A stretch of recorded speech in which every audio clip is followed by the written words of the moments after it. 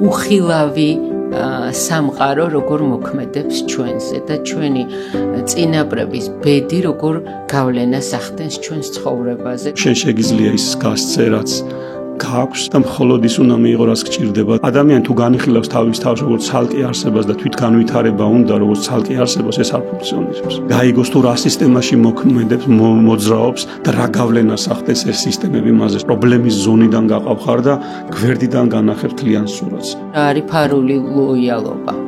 როცა ადამიანი საკუთარი ცხოვრებით არ ცხოვრობს. ჩვენ ვართ ამ წინაპრების უნიკალური მოზაიკა. რაც განიცადა მაგალითად ბაბუამ ომში, ის შემდეგ თაობებზე აისახება. მე რომ მივეკუთვნებოდი ამ სისტემას, ამათნაირი უნდა ვიყო.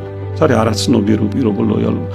რასაც სიყვარულში ვაიგივთ, ეს ინდისის ქეჯნა მექნება თუ პატიოსანი ვიქნები. მე რომ ინდივიდუალიზაცია განვიცადო, მე ჯერ არას თქმა უნდა ვისწავლო. მაინც ფესვებთან კავშირი გაქვს, იმის გარეშე ვერ იქნები ყვავილი. ეს არის ის, რაც სისტემას კურნავს.